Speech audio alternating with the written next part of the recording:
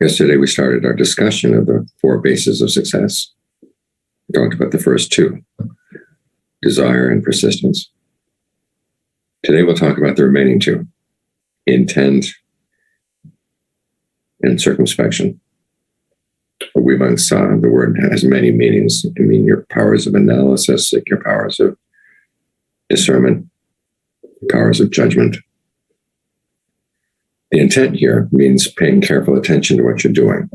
Now remember that the principle that we started out with, which the Buddha said, if you want to gain the Dhamma, it requires 2 things. You commit yourself to the practice and you reflect on it.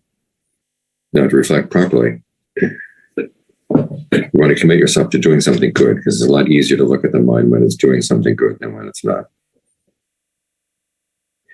And you commit yourself to putting in as good an effort as you can,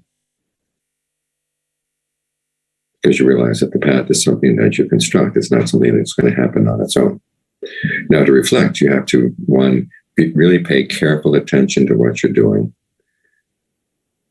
And then 2, analyze it. And this is how these 2 last bases of success work together. The first one, intent, is very closely related to your alertness, watching what you're doing, being very clear about what you're doing while you're doing it, and the results that you're getting. And then your circumspection is what your powers of judgment judge what is working and what's not working. And then it tries to figure it out. If it's not working, why? What can be done to improve on it? So you're not just passing judgment for the sake of judgment, you're passing judgment for the sake of learning how to do things better. This fits in with Ajahn Fuang's 2 most repeated words when he's giving meditation instructions. He would say, use your powers of observation and then use your ingenuity. Watch what you're doing, seeing how what's working, what's not working. And if things are not working, try to figure out why. And then test things again. If it's still not working out, then figure out why, until you finally arrived at the right answer. So what you got here is your intent combined with your powers of analysis. In other words, you're here at the present moment, not just to be in the present moment, or to be aware of everything in the present moment, or to be accepting of everything in the present moment. We're here to see what we're doing and the results that we're getting so we can improve what we're doing. This fits in with our analogy of the practice as a process of mastering a skill. This also fits in with the Buddha's teaching of the Four Noble Truths. This is the part of the basis of success that relates to discernment. And in terms of discernment, we want to figure out where is the suffering in our lives, where is the stress in our lives, and then what's causing it. And the Buddha's analysis of the causes of stress trace everything from craving all the way back to ignorance. And so to counter ignorance, you have to look at the factor that comes right next to ignorance, which is fabrication. This is what some point that Ajahn Sawat made one time. You can look at any of the factors of divine arising, but right next to ignorance, you're going to find fabrication. And if you look at the way you fabricate your present moment experience, you're going to see the way you're ignorant. And in so doing, you end the ignorance and you can help put an end to the suffering and stress. So remember the 3 types of fabrication we talked about yesterday. There's bodily fabrication, which is the breath, in and out breath. There's verbal fabrication, directed thought and evaluation, the way you talk to yourself. You choose a topic to think about, and then you make comments on it, you ask questions about it, you evaluate what's working and what's not working. And then the 3rd type of fabrication is mental fabrication, which are perceptions and feelings. The perceptions are the labels you apply to things. These can either be individual words or mental images. If the words start getting strung together into sentences, that turns it into verbal fabrication. And then the other type of mental fabrication, in addition to perceptions, is feelings. Feelings of pleasure, pain, neither pleasure nor pain. It's through these things that we shape our experience. We'll find out, and one of the reasons we're working on concentration and mindfulness is because we get to see these processes as they're happening very clearly. For example, the activities of right mindfulness, they come down to 2. On the one hand, you keep focused on either the body or feelings, mind in and of themselves. And the second activity, which is to put aside greed and distress with reference to the world. And in both cases, we're going to be dealing with the three kinds of fabrication, the three kinds of fabrication as they go into creating a state of concentration. And the three kinds of fabrication in analyzing the things that are distracting you, the things in the world that would pull you away and make you want to get involved in greed and distress. Let's talk first about the distractions. Some distractions you can put aside for the time being. Just look at them, you realize this is a distraction, and you lose interest. You get back to the breath. Others, you have to analyze them so you can get past them. In other words, you don't really understand. You can't let them go until you understand what's going on. Because these are the distractions that have some pull. They have some, what the Buddha calls their allure. The reasons why you might want to go and start thinking about them. An example would be anger. Anger itself is composed of the three kinds of fabrication. First, there's the perception that sets off the anger. An image appears in the mind. Someone has done something, or an event has happened. And an image appears in your mind that gets you riled up. So it's a perception. And then there's the perception that makes you want to stay with it. And this is what the allure is. Because anger, like every mind state, will arise and it will pass away because it's a fabrication.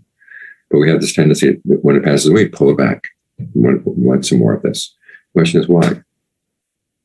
And you find out by saying, well, there's something that you like about the anger. Remember the image of the committee of the mind. The person in charge may decide that he or she does not like the anger, but there's somebody in the committee that likes it, enjoys it. Sometimes there's a sense of power that you get with the anger. Sometimes there's a sense of righteousness. You can throw away any sense of shame, any sense of compunction. You feel you have no the right to say and do what you want. The problem is that you're going to end up saying and doing things that later you're going to regret. But in the meantime, there's part of the mind that keeps on saying, no, I want this. I want this. And then it's going to be a verbal commentary. You tell yourself why you are right to be angry. This would be verbal fabrication. And then, of course, the anger is aggravated by the way you breathe. You notice that there's a feeling of tightness, say, in the base of your stomach, tightness in the chest. And you feel that you can't be happy until you get it out of your system. So that's what you're dealing with. You've taken those three kinds of fabrication, bodily, verbal, and mental, and turned them into an unskillful state. What you've got to learn how to do, though, is to learn how to refabricate a new mental state to take the place of that, the anger.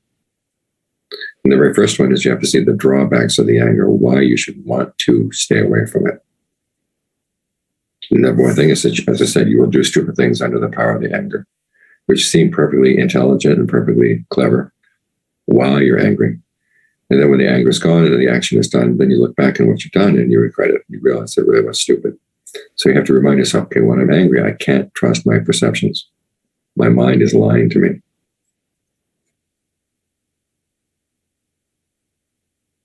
And then you should try to use the verbal fabrication where you reason with yourself and say you can deal with the situation much better when you're not angry. You can see more clearly what can be done, what would actually really be effective in putting a stop to whatever it is that you don't like. You can also gauge the situation. Is this something where you should speak right now or should you speak later? When you're breathing in a way that's uncomfortable, the sense is that I've got to get this out of my system right now. So the other way of refabricating this would be to breathe in a new way. In a way that's more calming. Wherever the tension is in your stomach or in any part of the body, it might be in your hands, wherever. You breathe through that and relax it. And then you try to fabricate a sense of goodwill. Realizing that you're not going to do anything skillful if you have ill will for the person you're angry at. So you have to develop an attitude of goodwill. This is where you give yourself, again, reasons for trying to develop goodwill. The mind will say, well, this person does not deserve my goodwill. And then you remind yourself, well, this is not a question of deserving or not deserving. This is a question of me trying to figure out what is the most skillful thing to do. And if I don't have goodwill, I can't trust myself. So there's going to be an argument back and forth, and you have to learn how to develop good reasons for why this would be, goodwill would be a good attitude to develop. And then there are the perceptions you want to develop as well. Sometimes we feel that if I have goodwill for the people who have harmed me, I'm being weak. But the Buddha says, no, you're actually being strong and also being wise. You remember that story the Buddha gave of the bandits who have pinned you down, they're cutting you up to pieces with a two-handled saw. The Buddha says, even for them, you have to have goodwill. And why is that? Because if you die at that point with ill will, you'll probably be reborn with the purpose of getting back at those people. And that's a miserable birth. So for your own protection, you've got to develop goodwill. This is why the Buddha said that you should protect your goodwill as a mother would protect her only child. Sometimes that passage is interpreted as that you should love everybody the way the mother loves her only child, but that's not the case. It's saying that you protect your goodwill as a mother would protect her only child. Remember, in those days in India, if a woman had only one child, that was the child she was going to have to depend on when she grew old, and she was going to protect that child with her life. So you have to have that attitude. You're going to protect your goodwill. So it's important that you protect it. And then secondly, think of your goodwill as being vast. You have goodwill for everyone, and the Buddha said it's like the whole earth. Then someone can come along and do things to try to make the earth be without earth. They can dig here, dig there, spit here, spit there, urinate here, urinate there. And it's not going to make the earth be without earth because the earth is so big and strong. So instead of seeing goodwill as being weak, you see it as strong and as vast. And that whatever other people are doing to irritate you, it seems as a little tiny puny efforts of this man to make the earth be without earth. It's kind of ridiculous. The Buddha says also try to make your goodwill as cool and as liquid as the river Ganges. Someone can come with a torch and try to burn the river Ganges, but you can't set fire to it. Or make your goodwill as vast as space. People can try to draw pictures in space, but there's nothing but the pictures to adhere to. That's the kind of attitude you want to have in your mind. So here you are using perceptions, which are mental fabrications, using verbal fabrications, and then also using the way you breathe to refabricate a new mental state to take the place of the anger that had pulled you away. And then when you do that, you can find yourself back with the breath back in your concentration. Now, this analysis, of course, works not only when you're meditating, but also as you go through the day. Now, it may be the case that things are happening very quickly sometimes. You can't think of all these things, but try to have some instant perceptions in the back of your mind to remind yourself why I should not act on anger. And I do have the tools with breath energy, working with the breath energy, so that the sense of having to act on the anger to get it out of my system can be dissipated without either bottling it up or letting it explode. But also, as you work, think about the perception of the good points of the person you're angry at. All of this is to counteract the allure of the anger. We're arriving at a value judgment. Some people say the Buddha doesn't have you pass judgment on any things, but that's not the case. The whole path is about passing judgment. There's right view and there's wrong view. Right resolve, wrong resolve, and you have to figure out which is which. Right resolve is worth developing. Wrong resolve is something you want to put away. The Four Noble Truths are all about passing judgment. The causes of suffering are things that are worth abandoning. The path to the end of suffering is something to be developed. So in this case, you got something that's unskillful going on in the mind. And so you're aiming at dispassion. Remember that dispassion is the attitude that you should develop both for the causes of suffering and for suffering itself. And all of this is the purpose of circumspection, is to develop that kind of dispassion, because that way you free yourself from that suffering.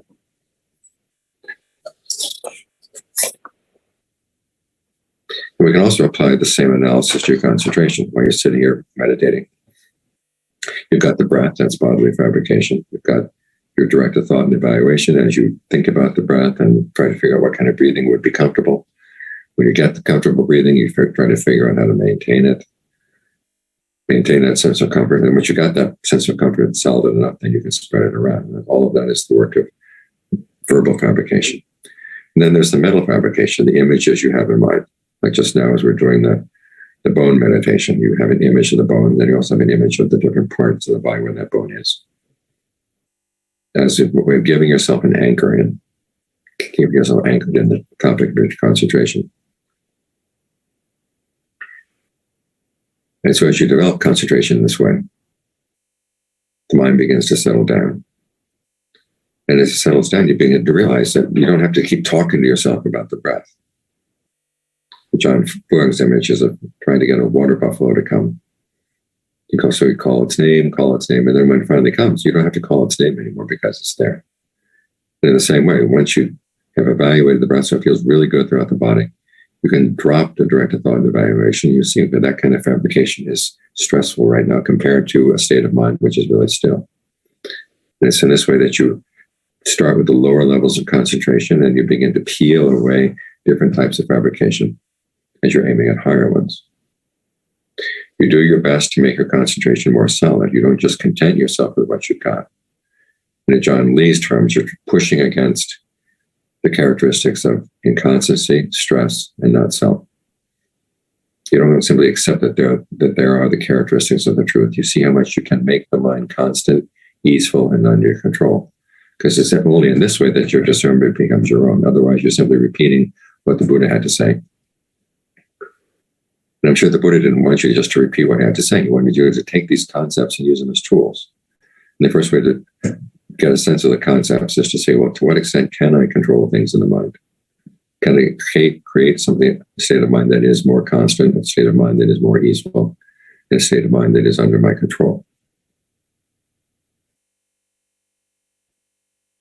Because you don't just content yourself with what you've got. The Buddha said there are two types of contentment. There's the contentment with material things, in other words, food, clothing, shelter, medicine, the externals of life. And as long as what you've got in terms of these things isn't good enough to practice, you've got enough. That's the kind of contentment you want to develop. As for your mind, he says, if you find yourself developing skillful qualities, he says you shouldn't rest content with those skillful qualities until they've taken you all the way. So in that case, you develop a sense of discontent. You have to make it mature, of course, so that you're not riding yourself ragged all the time.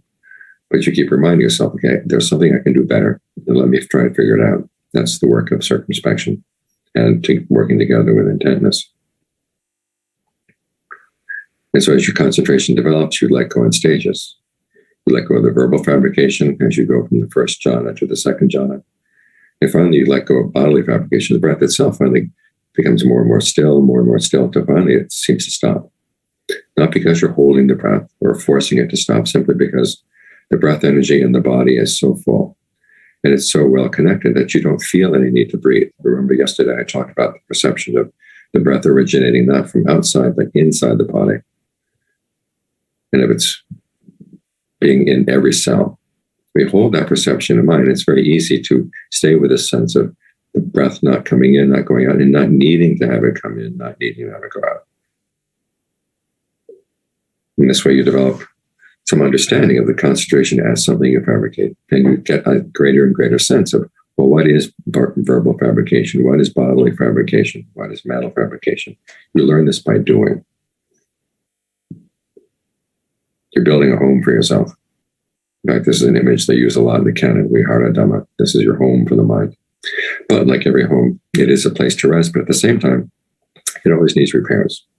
This is where you begin to see there are certain aspects of the concentration that no matter how much you try to control them, you can't control. There will always be some measure of inconstancy, some measure of stress. Something is beyond your control. This can apply even to the highest levels of concentration. There are very subtle ups and downs in the level of stress. So you have to learn how to watch peaceful states of mind and not jump to the conclusion that they're awakening. All too often this happens. You hit a really peaceful state of mind and say, gosh, this must be it. The Buddha says, well, just stay there. That was John Fung's recommendations. And also, if you find something really good, see if you can stay there. You can stay there. To what extent does it require that you maintain it? If you have to maintain it, it's still a fabrication. But it's not the best. But you don't throw it away. You use it. Use it as part of your path.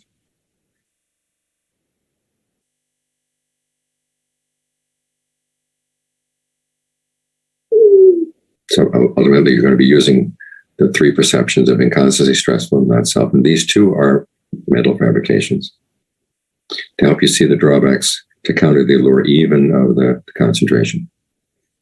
Here again, we're making value judgments to help you to gain dispassion for something that you're really stuck on. This is why we don't go around just saying, well, everything isn't constant, stressful, not self. The important thing is to see, well, where are you attached? Where do you cling? And then apply those perceptions to the things where you're attached, to things where you cling. But again, you do that coming from a settled, solid state of mind. Because one, that allows you to see these things more clearly, and two, you don't have a sense of being threatened by the fact that you might have to let go of something, because you feel that you're really secure. The mind is well nourished.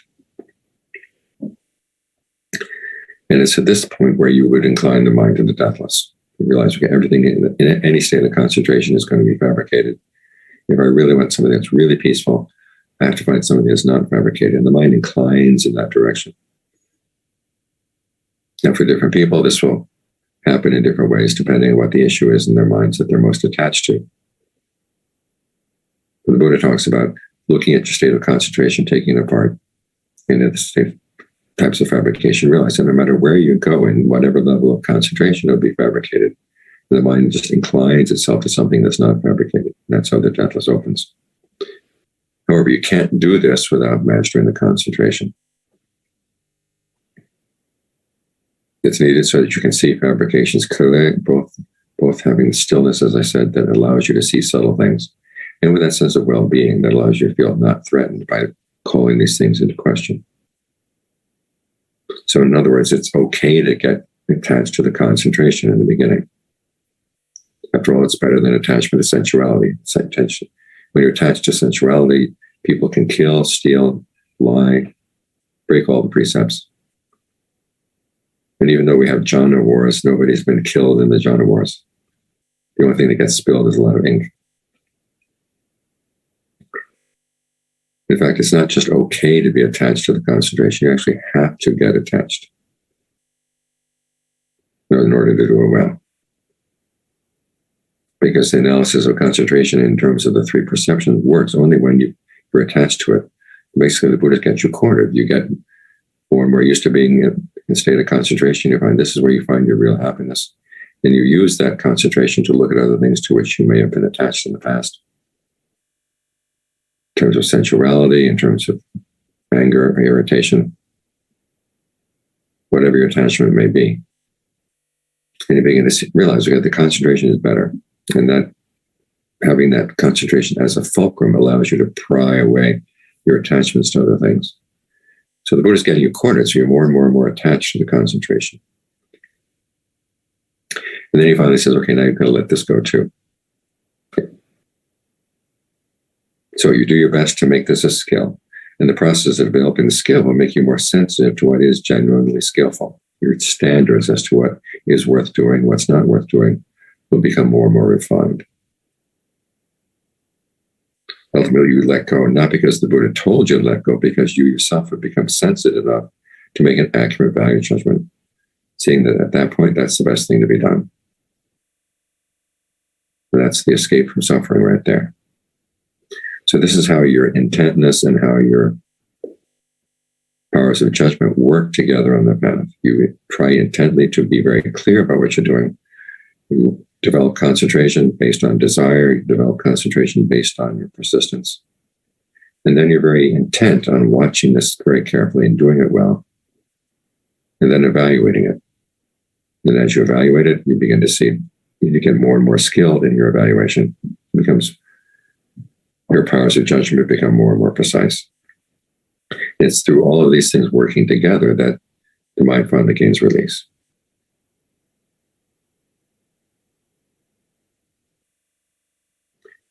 So those are my thoughts for this afternoon. This, I guess, now time for questions. Thank you, Ajahn.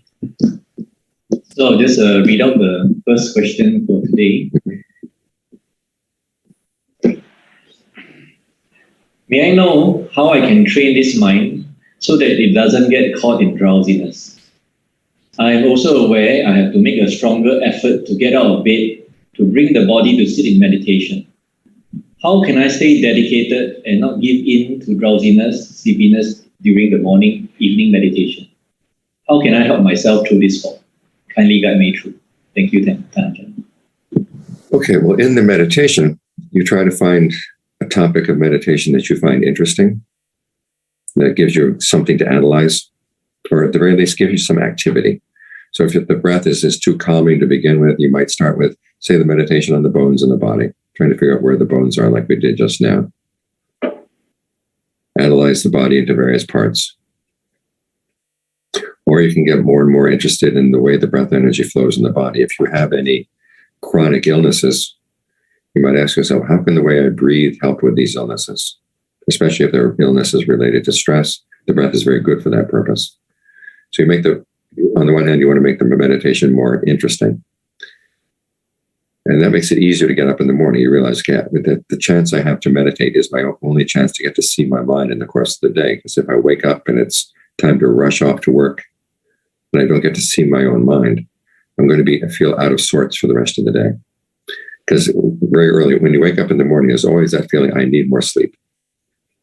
And so you're constantly going to have an argument against that part of that committee. And so prepared for it. Don't think that, gee, it's a surprise. Today it's different. Today I have to sleep in. It's every day it's going to say that. So you accept that as the mind is going to be lying to you. And so you don't side with the voice that says, I need to sleep more. You try to remind yourself of the benefits of getting up and how good it's going to feel just to get into the meditation posture and to give the mind a chance to get to know itself, see itself.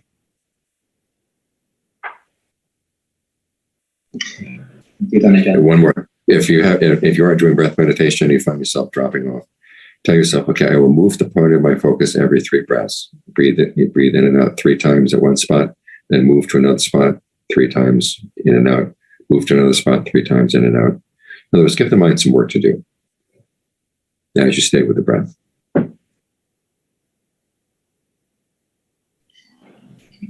Thank you, Ajahn. So the next question is from US, from a person who has bipolar depression and ADHD. I have trouble focusing on reading the Dhamma teachings. Any advice to help me manage concentration during times when I suffer from manic or depressive episodes would be most appreciated. Thank you. Okay, you've got several questions here. One is with the ADHD, how to keep your mind focused on something. In a case like that, if you're reading, there are 2 things you can do. One is to read aloud, so that you get used to listening to the message of the Dhamma coming in. So it's coming in not only through your eyes, but also through your ears. And that gives you a double dose of the Dhamma. The second thing is when you finish a page or a paragraph, you can stop and ask yourself, what did I learn from this? See if you can express it in your own words. And that gets the mind more engaged in the topic. And when you're more engaged, it's easier to develop concentration that carries through. Now, as for the manic and depressive, you have to think about the different ways you breathe may have an effect on the manic and depressive episodes. I found with some of my students who are manic depressive that when they're feeling manic, if they can think about the earth element of the body to keep things kind of heavy. And in this case, you're emphasizing the out breath. As you breathe in and breathe out, the emphasis should be on the out breath. However, when you're feeling depressive, then the opposite thing, you're trying to make the body feel as light as possible. In this case, you emphasize the in-breath. Don't squeeze the breath out in the out-breath. In other words, you do the in-breath and the body will do the out-breath on its own. That helps to regulate the sense of the level of energy. So things are more of an even keel.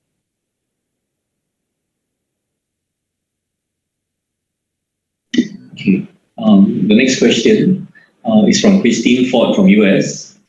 Could Ajahn please describe the very last part in the process of unbinding?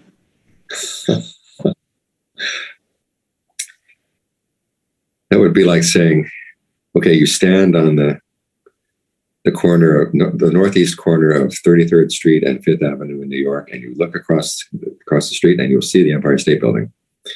And so you go down to 5th Avenue and 33rd Street, say in Dallas, Texas, and you look and you don't see the Empire State Building. In other words, you can talk about when someone is at that stage, what they do at that stage. But what's more important is how you get to that stage. Otherwise, you hear it, and what the person does at that final stage, it's not going to make any sense because you're not there. Basically, what happens, though, is you get cornered in the sense of you realize that you have a choice between staying where you are in whatever state of mind you're in, moving to another state, and realize that both states, even though they may be states of concentration, states or skillful states, they're both fabricated, and there's both going to involve some stress. And the mind finally has a sense of, I've had enough of this. Is there something that is not fabricated? And then the decision to do neither to stay nor to go. Of course, when you're in space and time, you have to do one or the other. You either stay or you go. But we find that there's an alternative. What's neither, and it's the neither that gets you out. That answer is not going to make any sense until you get to that spot where you're at that point. But maybe you remember this instruction for when you do get to that spot. Thank you, Ajahn. The next question is on dependent origination. Could you please explain at a high level dependent origination from meditation perspective? Would a meditator eventually see how each of the links in dependent origination? From Michael in the US.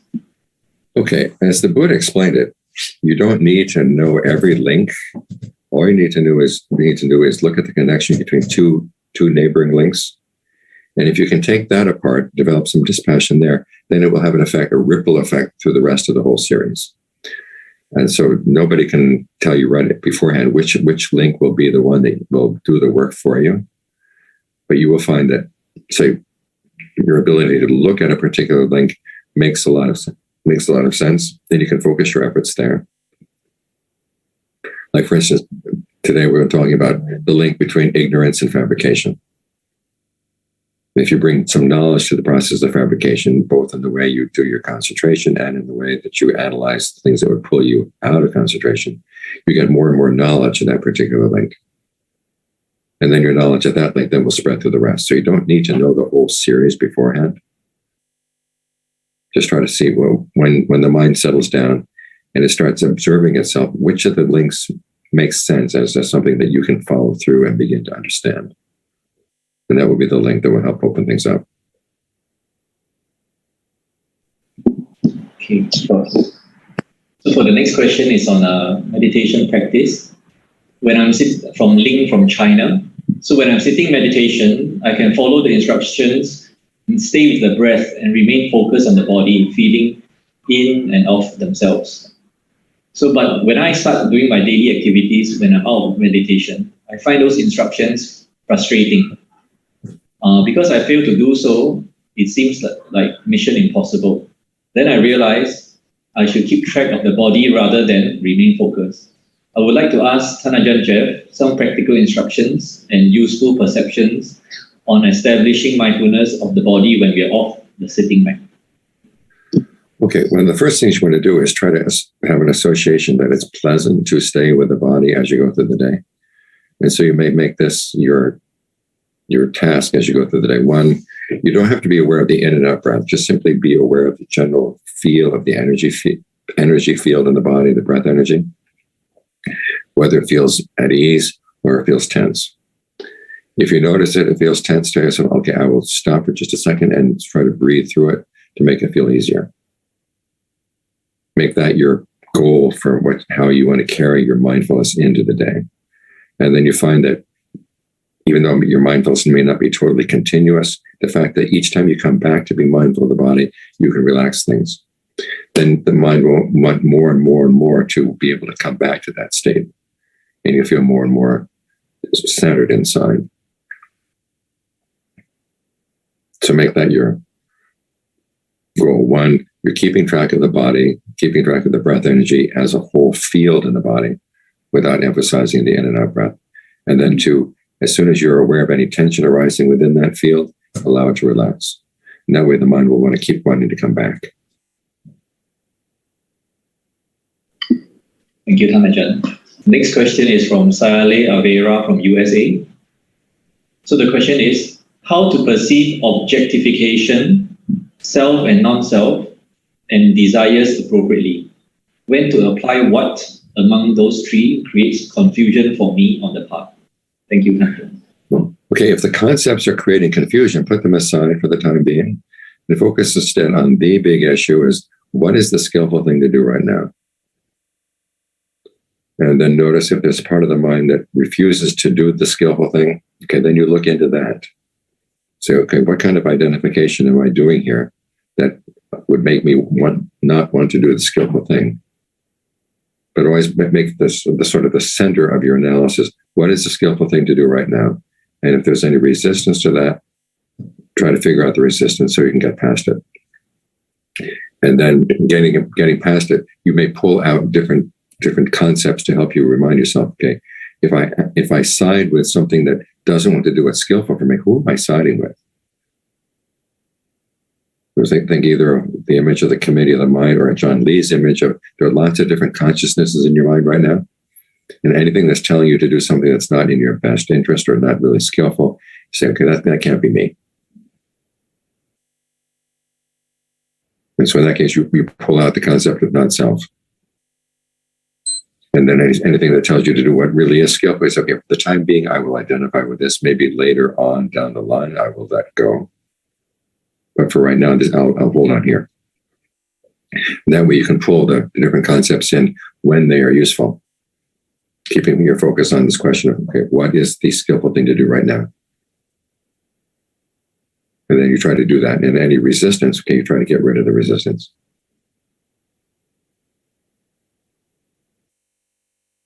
Okay, thank you, Ajahn. So the next question is from Bob from Canada. It's on lifestyle and diet. So can efforts for personal health through dietary choices that include animal products be reconciled with our pursuit of personal happiness in a way that it does not harm any living being? Does this lead to negative karma? Okay, there will be some karma that comes from having to use animal products. I mean, it's part of life. That, as the Buddha said, the fact that you are being means that you're going to have to feed. And part of it, and some people find that they can live off a vegetarian diet, but a lot of people find that they cannot. So this reminds you, okay, the fact that as long as I'm a being, I'm going to have to feed. Somebody's going to be harmed. But what I can do is I can dedicate the merit of my practice to them and learn how to live with the fact that I'm in debt to these other beings. When I finally gain awakening, then I will repay the debt. If you try to live in this world in a way that is totally harmless and think that you can do that, there's a certain element of pride there, and then you blind yourself. There's, even in a vegetarian or vegan diet, there's a lot of ways that there are beings being harmed. So this is one of the reflections that makes you realize, okay, I can't hang around in samsara any longer. The longer I stay in samsara, the more the debts I'm going to incur. So I try to incur as few debts, but I do what needs to be done in order to get out.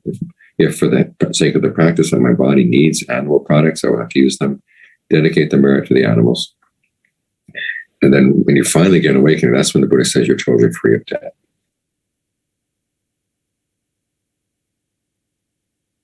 Okay. So the next question, there are two parts. So the first part is how should I sit in meditation to become more flexible?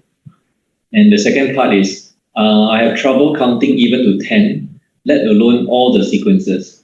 Is there anything to make counting easier? Is this technique even recommended for beginners? And how long should I practice? Okay, well, the flexibility, it's good to stretch a little bit, to do some yoga style stretches. Try to notice which joints are inflexible, and then try to figure out which yoga posture will be good for that. While you're sitting and meditating, using the breath energy to release tension in the different parts of the body that tend to be tight and inflexible should be able to help. So you're working on it both from the outside in terms of the postures, the stretching, and then work on it from the inside as you learn how to breathe. As for the counting, that's an optional method. Some people find the counting helps them to settle down. Other people find that it gets in the way.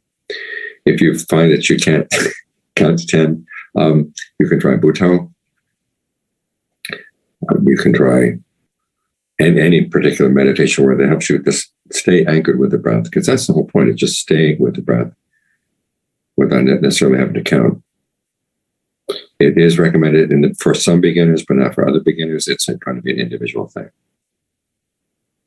And then as far as how long you should meditate, start out with at least half an hour a day, and then As half hour becomes easy, then you move up to 35 minutes, 40, 54, 35, 50, work up to an hour. Keep on working up as much time as you can.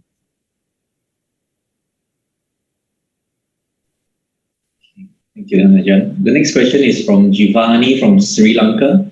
What is the technique to get into first jhana? The guided meditation I gave you yesterday. Okay, so you can... As you're trying to develop a sense of ease with the breath, trying to develop a sense of whole body awareness, and then it spread that ease through the body. That's basically first jhana. Okay.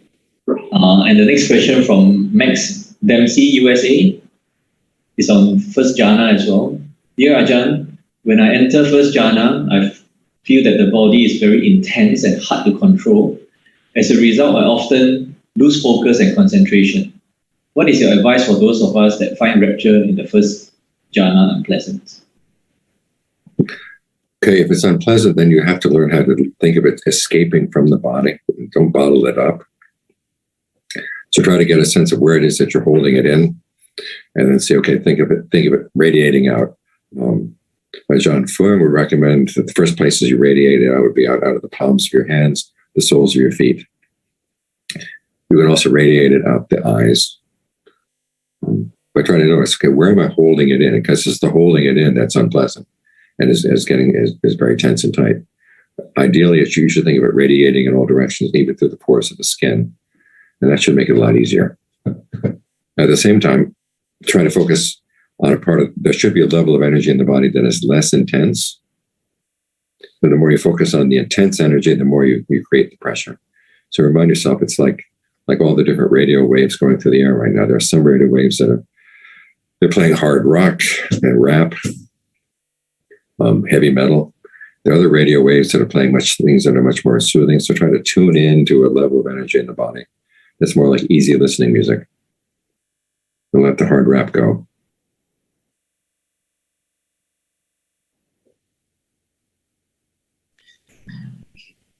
So the next question from Sayale Avera from USA. When is having patience good and when is it not? Sometimes we need to associate with wise people to understand Dhamma correctly.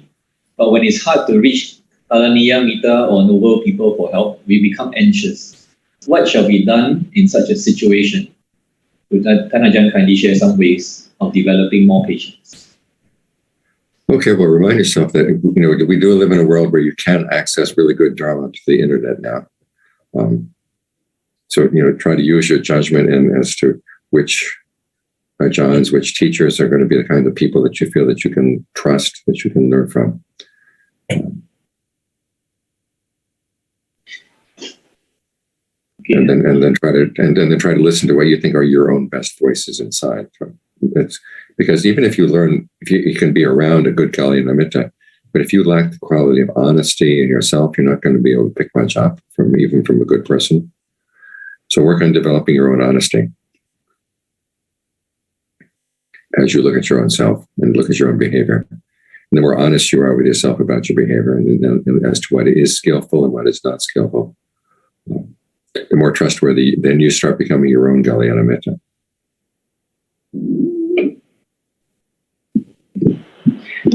The next question is from Shan Ling from Malaysia. Dear Thanajan, I'm living with cancer and often perceive the illness and growth as something fearful and despicable. This assails my mind at many moments throughout the day. I try to actively cultivate positive mind states of gratitude as a counterbalance. I hope to go for a long retreat as soon as possible after my surgery. Does Thanajan have any words of advice on how I can face these fears, calm the mind, and utilize a practice to discover my true nature and intentions/aspirations? Okay, the first thing you have to learn to accept that the cancer is not something despicable and fearful. It's simply a natural thing. This is the body's natural reaction. This is part of the nature of having a body. When we signed on to get this body to begin with, we didn't ask the different elements, are you willing to come and be my body? We just took them. And now that we found, okay, I took these elements, so this is what I've got to live with. They say, okay, all all bodies have their limitations of one kind or another. These are the limitations I have to live with. And so I have to figure out, well, given I have these limitations, how can I work around them? What goodness can I still do with my body? And particularly, what goodness can I still do with my mind? That's the attitude you should have.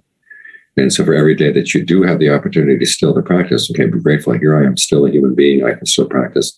Let me make the most of today. As for the pains that come up, Ajahn Mahabua has some really good advice for dealing with pain and when you're suffering from a severe illness. There's a book I translated called Straight from the Heart, which is a series of Dharma talks he gave to a woman who was suffering from cancer. You may want to look at that. But in terms of the gratitude you have, you should be grateful for the fact that you still have the body today that you can still practice with. There was some advice that Ajahn Mahabua gave to the friend of that woman. These two women, there was the woman who had cancer, and then a woman who was a retired doctor who both of them went to see Ajahn Mahabua to practice meditation. He gave them a Dharma talk almost every night for 3 months. They recorded the talks. When the woman with cancer went back home and died, the other woman decided that she had all these recorded Dharma talks. She'd like to see them transcribed so they could make them into a book. But she was over 80 years old. And she was concerned that the project was going to be too big for her. But Ajahn Mahabua gave her encouragement. He says, okay, you still have a human body. There's still some goodness you can get out of it. So see how much goodness you can squeeze out of your body before you have to throw it away. Of course, this means not only squeezing goodness out of the body, but squeezing goodness out of the mind. So look for the opportunities to do good, both in terms of generosity, virtue, and particularly the meditation. To prepare yourself for the fact that you will eventually have to let the body go sooner than you may have wanted to do, but it's something we all have to do at one point or another. So it's good to get prepared. Thank you, Ajahn. The next question is from Saleh Avera from US. What is the right way of dealing with I am? How to deal with it skillfully in a way that will lead to the cessation of dukkha rightly? Okay, tell yourself, okay, that the only I that I have to worry about is the I who is going to be responsible for practicing, the I who is competent to do this, and the I who will benefit from it. You don't have to go into detail as to what you think that I is, but just so you have a sense that I'm the person going to be responsible and I will benefit.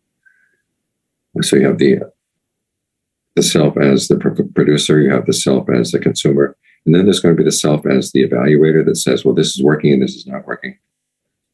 Those are the three I's that you want to develop.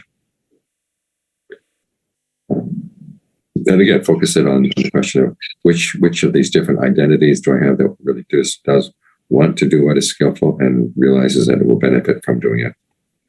And has the confidence that, yes, this is something I can do. That's how you develop a skillful sense of self.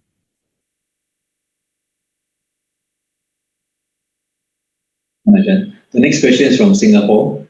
How do we maintain sati or mindfulness when we sleep at night? Did the Buddha mention this in the discourse? If you find yourself breaking a precept in a dream, tell yourself, no, I can't do this. Otherwise, don't worry about being mindful when you're asleep. Just try to be mindful as long as you can before you go to sleep, and then start mindfulness again when you wake up. Okay, and then the next question is from Nigel from Australia. Could Ajahn give some examples of yoni manasikara, wise reflections outside of formal meditation practice that we could use in our daily life? Okay, basically the questions that are asked by yoniso manasikara or wise reflection or appropriate attention, basically the questions are what is skillful, what is not skillful? And if something is skillful, how can I talk myself into doing it, even though I don't like doing that kind of thing? Or if something is unskillful, how can I talk myself out of doing it, even though I do like doing that thing? And you can probably think of examples in your life where you know something is skillful, but there's a resistance, or you know that something is unskillful, but you really want to do it. That's where you have to exercise reflection on how you can talk yourself into doing what is right in terms of the long-term consequences. So that's how that principle is applied in your daily life.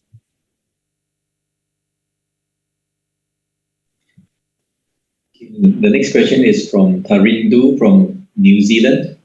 Is it possible to distinguish between pleasant and unpleasant feelings if craving and aversion are absent? Is it not due to the presence of craving and aversion that feeling is sensed as pleasant or unpleasant? How does this relate to clinging? Okay, even arahants recognize that certain things are pleasant and unpleasant. They see somebody doing something unskillful, and that's going to be unpleasant to them. Again, the mind is an active principle. You're never going to get the mind where it's totally passive, where it's totally neutral to whatever feeling comes up. Even arahants can recognize that something is pleasant or unpleasant. The question is, to what extent is focusing on pleasant and unpleasant going to be leading you to do something unskillful? And you got to watch out for that.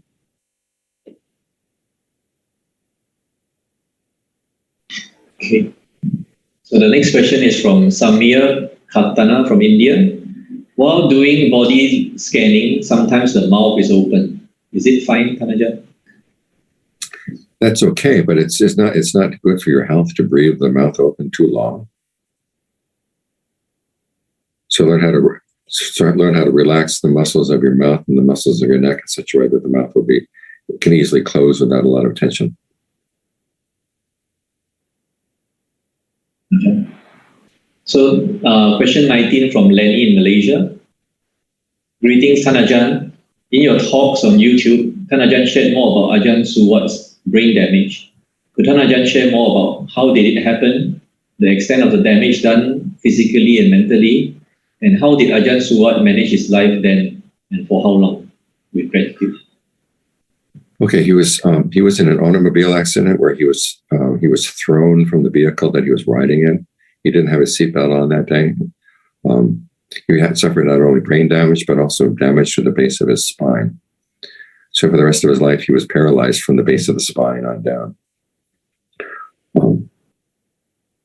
As far as his faculties, he still was able to talk and able to discuss, basic Dhamma. It tired him to give long Dhamma talks, so he'd give very short Dhamma talks. But for me, the best part was when he talked about, it was toward the end of his life when I went to visit him. He said, my brain is sending me very strange signals. But fortunately, I can tell that they are strange. He says, but as for that thing that I got from the meditation, that hasn't changed. So that's basically what the important lesson is. There is something in the mind, is something that we contacted in the mind that is not going to be affected even as the brain gets damaged. So that's what we're working for as we practice. Thank you, Thanajan. So we are at question number 21 already with 14 minutes remaining. And the question let's go through the whole list then. Okay. So the question from James from Singapore. Can Thanajan share more on Ajahn Lee's jhana? Was it a result of lifetimes of cultivation, his powers and suitable methods for quickly learning his skills for modern people who are busy and lazy? Okay, well, he distilled a lot of his own practice in the book, Keeping the Breath in Mind, especially Method 2. That distills everything right down to the basic steps. I'm sure he must have practiced many lifetimes, but then you don't know about how many lifetimes you've been practicing. Maybe you've been practicing many lifetimes too.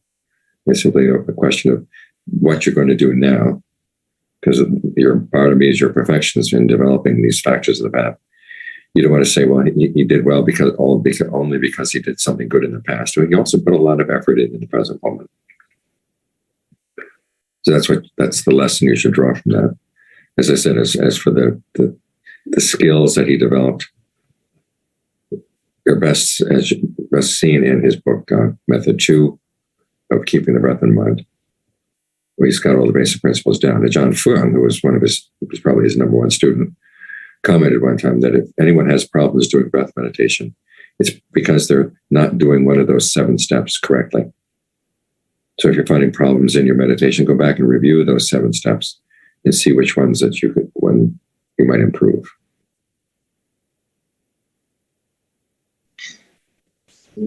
So the next question from Christine in US. Could Thanajan please tell me how to best occupy myself, not in the thinking world? I tend to think a lot and find myself bored when occupied physically, but not mentally. Thank you. Okay, when your mind is not in thinking, are you talking? It's a question that you're talking about during meditation or as you go through the day. If it's during meditation, you have to remind yourself that you're not only focusing on your one topic, but you're also trying to protect it.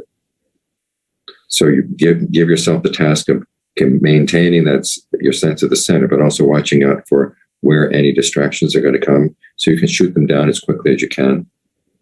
And that should keep you occupied, because you begin to notice that sometimes there's a decision that's been made in the mind to go as soon as your mindfulness lapses, and then that part of the mind will deny that it made that decision.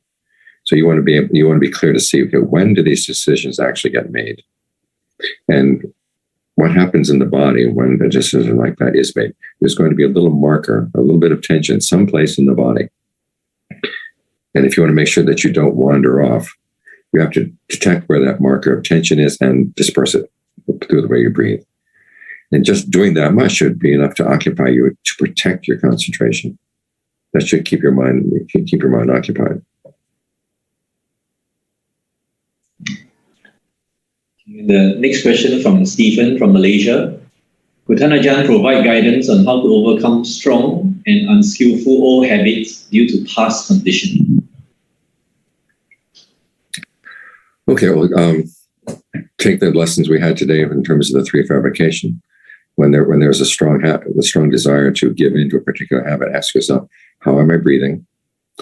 How am I talking to myself? What perceptions am I holding in mind?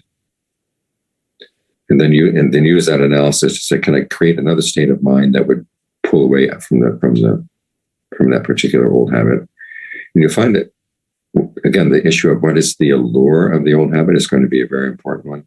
Why does the old habit hold a certain allure?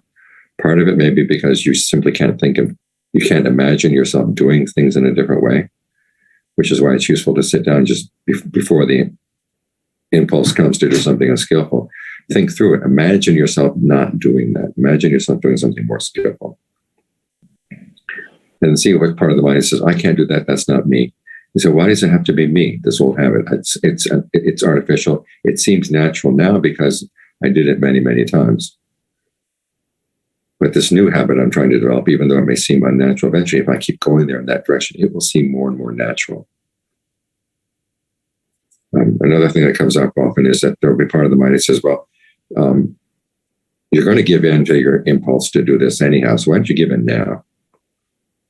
Save us both some trouble. You say, well, I don't know about, say, 5 minutes from now or 10 minutes from now, but I do know for right now, I'm going to be responsible for saying no. And then in 10 minutes, they will come back and say, how about now? I said, nope, I'm not going to do it now. And that way you can begin to hold some strength against it. And then when you've managed to get past it, and then the next day you recall, okay, I was able not to give in to that old habit. How good it feels? Remember how good it feels. So the next time you feel tempted to give in to the old habit, remind yourself, tomorrow I'm going to feel really, really good that I didn't do this. That changes the balance of power in the mind. The next question is from a lady from Malaysia who is suffering from OCD, and she has a fear of making mistakes. So the question is, what meditation practice is suitable? The breath is really good because it reminds you that the reason you're practicing here is not because you're trying to obey somebody else's instructions as to what is right and wrong. You're doing it because it feels good. And so this gives you the mind a sense, okay, this is something I can enjoy. It's a harmless pleasure, something that I can enjoy. And the question of doing it right or doing it wrong, as long as I like being with the breath, it's got to be right.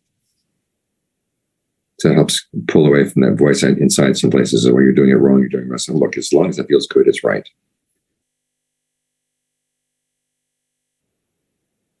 The next question from Winnie in Australia. Dear Ajahn, how would you suggest to help a teenage girl who is self-harming and always having suicidal thoughts? Meditation has been suggested to her. However, she's expecting fast result to stop feeling sad. Thank you. Okay, well, that's the problem. There is the impatience. And you have to say, okay, this is going to be a long-term thing. And if your problem with this depressive attitude you have has been a long time in developing, so it's going to take a while. So learn how to look at step by step by step progress. And don't say, I want to be totally cured of this. But if you can manage to evaluate the sense, okay, I've made a little bit of progress, made a little bit of more progress, made a little bit of more progress. That makes it easier to pull out. And at the same time, see, okay, a little bit of progress is being made day by day. See if that helps. We still have 3 more questions remaining for today. Mm-hmm. So the next question actually has 4 questions. So the background is, so the question is from Saleh Avera from USA. And the question is, sometimes we need to have seclusion to establish mindfulness appropriately, but the family doesn't understand the needs and necessities, and it's disturbing. And it keeps disturbing. So the first question is, how do we deal with such situation and protect ourselves from greed, aversion, and delusion? Second question is, how to save ourselves from guilt of not doing what's necessary, or from the guilt of not following Dhamma sincerely. The third part is, how to protect our samadhi from not regressing. And finally, how to deal with fears of falling back to our old unskillful ways of living. Thank you. Okay, I would imagine if you have little kids, it's hard for little kids to understand. And you say, well, maybe right now I don't have the time to develop the seclusion I would like, so I'm going to have to develop the other perfections, the perfections of equanimity, perfections of patience and endurance, the perfections of truthfulness, the perfections of goodwill. The path requires different talents from us at different times. And so focus on the talents that you're able to do. Now, and then try to find seclusion at times when the rest of the house is asleep. That could be the time for you to do your meditation. As for your fears of sliding back, say, as long as I'm just with this breath right now, I'm doing what the best that a human being can do. Don't worry about the past. Don't worry about the future. Don't worry about measuring your progress too much. Say, okay, I'll stay with this breath. I will stay with this breath. I will stay with this breath. I'll do what I can. Then, of course, while you're going through the day, try to be with your sense of the body, so you have a sense of continuity between meditation sessions, so a sense of momentum can build up. Ajahn. Second last question from Isa in the Philippines. When seeing the body, the awareness and the pain are seen as separate. Does it mean one is being simply equanimous in this situation? Well, it's more than equanimity. It requires a certain amount of discernment in order to see that these things actually are separate. And then sometimes when they separate out, then actually the pain goes away if there's a pain. But the equanimity there is accepting the fact, okay, there may well be a pain there, but I'm here to learn about it. I'm here to understand how the mind creates suffering. So you're not just accepting it. You're living with it for the purpose of understanding it. As one of the Forest Ajahn said, if just acceptance or just equanimity were enough, water buffaloes, chickens would have gone to nirvana a long time ago. So we're trying to develop some discernment as well.